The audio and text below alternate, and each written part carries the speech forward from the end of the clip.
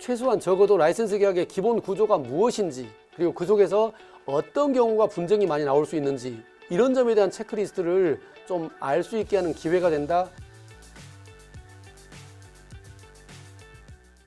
별지 1을 봅시다. 자, 67페이지의 별지 1이 오늘 공부에 가져온 이유입니다. 실제 이 별지 1은 한 너다섯 페이지의 분량으로 이루어져 있습니다. 그걸 제가 도표를 그냥 약칭을 해놨는데요. 생각해 보세요. 우리가 카세트 테이프 자체를 몰라.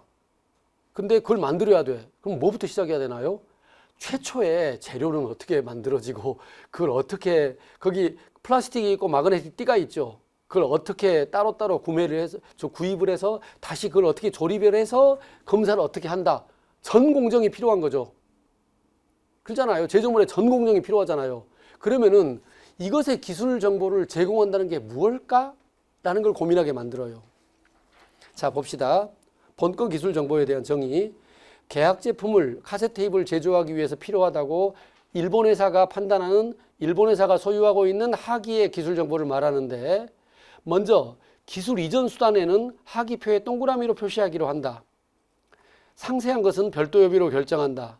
단 제조 설비, 공장에, 그러니까 설비 자체에 대해서는 포함하지 아니한다. 설비는 내 거 가져가, 내 거 수입해서 가. 그런데 나머지 제조 기술만 가르쳐 줄 거야, 이거고요. 기술 이전 수단을 가보면은 먼저 오른쪽 표입니다.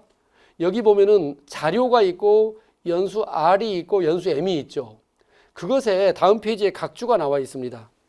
68페이지에 각주에 뭐라고 나와 있냐면은, 자료라 함은 작업표준, 검사표준, 공정표준, 설비표준, 품질관리 공정도, 자재표준, 실험자료.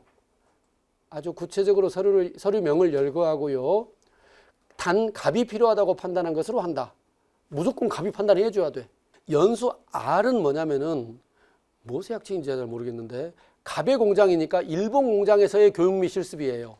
다시 말해서 일본에서 한국 근로자들을 수입해 가지고 말하자면 학원 수강해 주겠다는 거예요, 지금. 그게 연수 R이에요.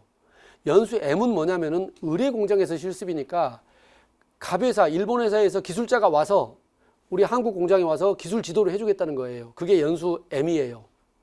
상황 파악되죠? 그러면은 각각의 공정별로 어떤 수단으로 이걸 연수 R로 처리할지 연수 M으로 처리할지 둘 다 처리할지가 다 달라요. 항목이. 자료는 100% 다 공이 돼 있는데 연수를 어떻게 처리할지를 세밀화했다. 나는 다른 한국 계약서에서 본 바 없어요. 진짜로. 이 전에도 후에도 인용할 만한 계약서가 없어요. 그래서 가져온 거예요. 그 다음 이 항목을 보세요. 공정 단계에 따라서 지금 이 슬래시 표시가 잘못되어 있습니다. 여기 슬래시가 있어야 됩니다.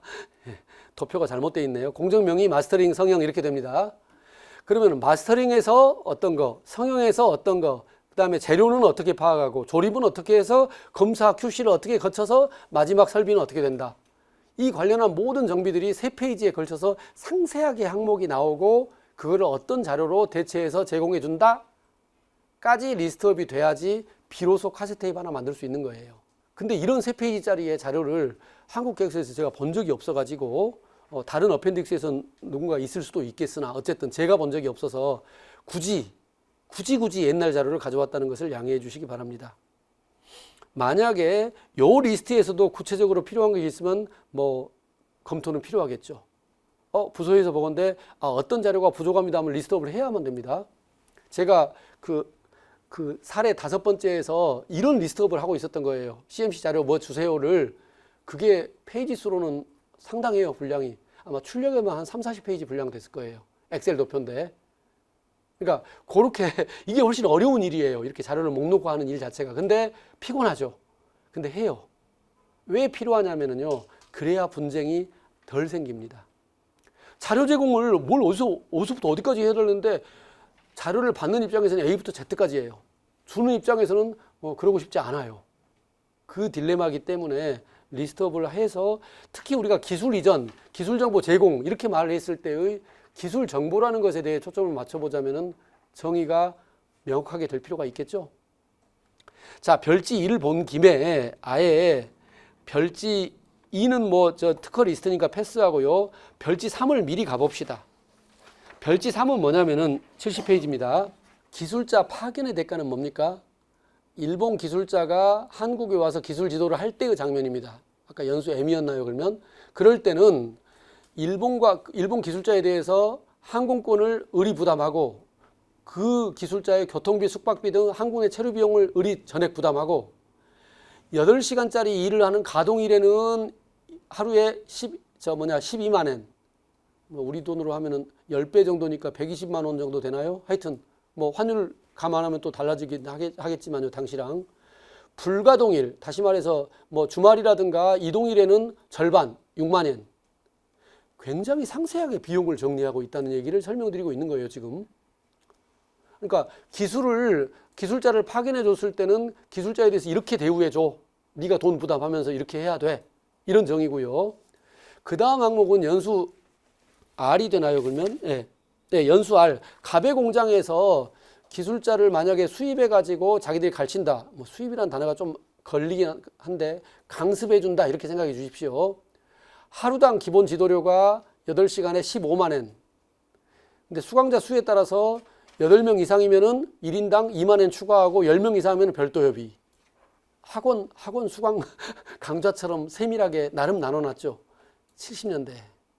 그러니까 사실은 이런 분쟁들을 최소화시키는 조치들에 대해서 고민해 보시기 바랍니다. 이런 조항조차 나는 한국교육에서 못 봤기 때문에 가져왔다는 얘기를 말씀드리겠습니다. 다시 그러면 이제 본조항으로 가봅시다. 본조항은 빨리 움직이려니까 더 힘드네요. 자, 기술도입 계약서로 다시 갑니다. 1조에 제가 60페이지 1조에 2항까지 했는데요. 3항은 뭐였습니까? 본건 특허라 함은 계약 제품에 유용한 별지 2에 제가 아까 패스해버렸는데 특허 리스트가 쭉 있었어요. 5개가 있었는데 하나는 등록 특허였고 2개는 공개 특허였고 2개는 출원 특허였습니다. 서로 달라요. 그 갑소유의 5건의 출원권이나 특허권이나 출원 중인 특허권 및 그에 대응하는 외국 출원 특허권을 의미한다. 원래는 이거 불성실한 거예요. 아니 일본 특허만 이렇게 라이할 게 아니고 한국에 라이센스를 주는 건데 뭐 한국 특허는 뭐가 있고 또 외국 특허는 왜냐면 국내외 판매 가능하거든요. 이 카세트 테이프에 대해서. 그러면은 대응 외국 특허를 리스트업을 하는 게 원칙이죠. 근데 뭐 당시에 일본에서는 그럴 필요가 없다고 생각했는지 안 썼습니다. 지정 공장이라 함은 을에 있는 지방 공장을 말한다. 주소까지 말하고요.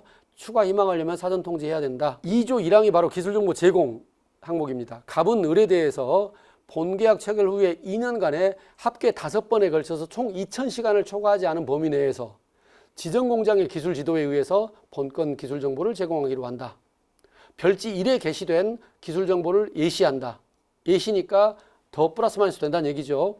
기술 지도에 관한 실비는 별지 3을 준용한다. 무슨 상황인지 아시겠죠? 즉 적어도 아까 연수 M으로 불렸던 지정공장 와서 기술지도 해주는 것은 5번 2000시간. 그거를 아까 말한 비용을 실비를 지급해가지고 한다. 그게 첫 번째고요. 두 번째는 의뢰 문서의 요청이 있고 한국이 요청을 하고 일본이 그 필요하다고 인정할 경우에는 갑은 계약 제품의 제조에 관한 기술 지도를 위해서 갑의 일본 회사의 통상 업무를 방해하지 않는 범위 내에서 기술자를 을에게 파견하는 것으로 한다. 여기 나와 있는 파견이 을의 기술자를 받아들인다가 있으니까 이렇게 되네요. 지정공장의 기술지도 1항은 전부에 적용되고요. 2항이 제가 아까 착각한 겁니다. 2항이 기술자를 을에게 파견하는 거니까 뭡니까? 일본 기술자가 한국에 와서 체류화해서 체류비 받아가면서 가르치는 경우가 2항이고요. 3항이 뭐냐면은 을의 기술자를 받아들인다니까 한국 기술자가 일본에 가서 수강하는 장면 있잖아요. 그게 3항이에요. 그 합계가 바로 2000시간 범위 내에서 진행이 되는 겁니다. 제가 그거는 다시 봅니다. 자, 그 다음에 3조 허락. 약간 좀 옛날 문구가 있는 것은 이해해 주세요. 갑은 을에 대해서 뭐 전 세계에 대해서 판매, 임대하거나 그 외의 처분하는 비독점적인 권리를 허락한다. 그러니까 전 세계에 팔 수가 있어요. 이 카세트 테이프를. 그 다음에 4조 대가 독특한데요. 자, 몇 억엔을 지급하는 걸로 하되 다음 5단계로 나눈다 해가지고 뭐가 됩니까? 6단계죠. 처음에 얼마, 그 다음에 매년 얼마씩 러닝 로열티는 없다 해요. 예, 그 당시 아마 70년대에서 한국에서 카세트 테이프를 많이 팔 거라고 생각을 안 했을 거예요. 그래서 기술료를 통으로 정해놓고 5년간 분할해서 납부해 이런 개념이에요. 이거는 사실은.